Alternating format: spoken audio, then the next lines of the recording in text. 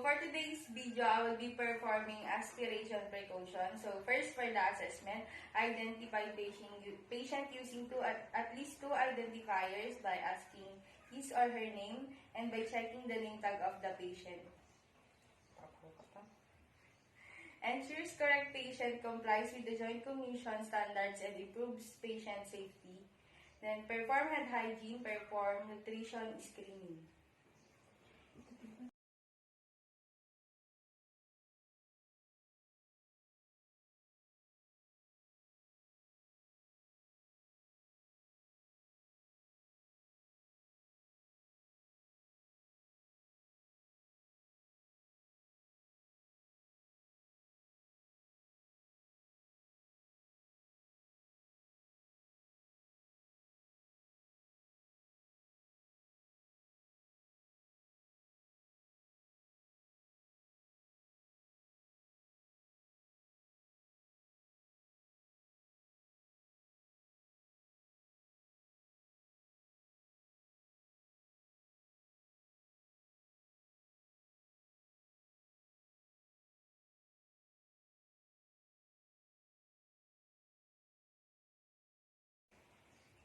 Patients at risk from dysphagia often after eating patterns or choose foods that do not provide adequate nutrition. Then perform dysphagia screening or review result of dysphagia screening by an SLP. Note symptoms such as cough, pharyngeal pooling, change in voice after swallowing. Use a validated screening tool when available.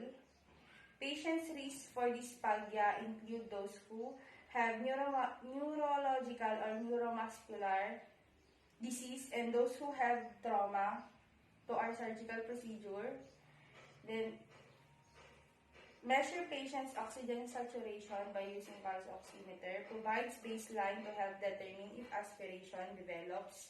However, changes in oxygen saturation may not be related to aspiration.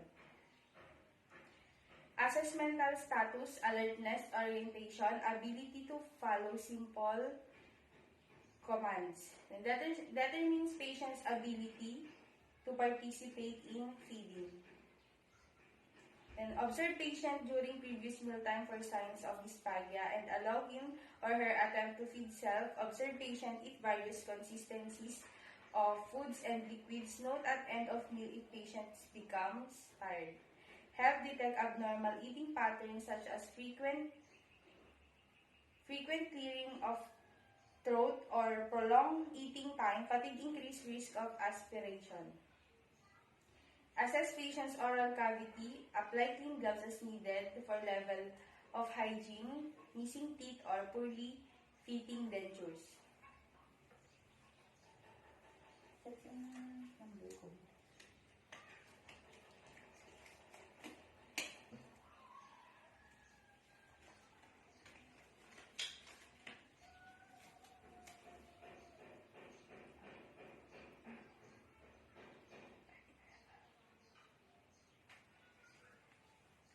Poor oral hygiene, decayed teeth, plaque, causes growth of bacteria in the mouth which can be aspirated.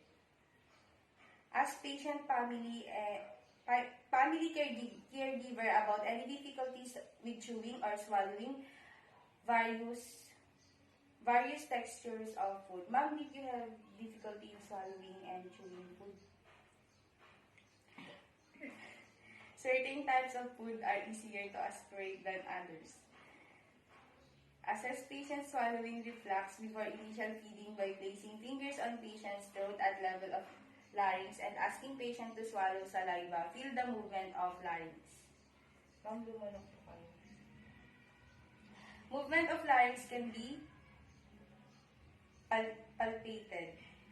Then, take tongue blade and while asking patient to say observe movement of the tongue, then gently elicit the reflex. This should be done in initial assessment of if there change in patient swallowing ability. Ma'am, say Tongue movement may reveal weakness on one side of the mouth, impairing swallowing. And for the planning, arrange equipment and supplies at bedside. Explain to patient what you will be doing while he or she eats. Provide a 30-minute rest period before meals. Increase patient cooperation. Swallowing difficulty is less likely in a well-rested patient.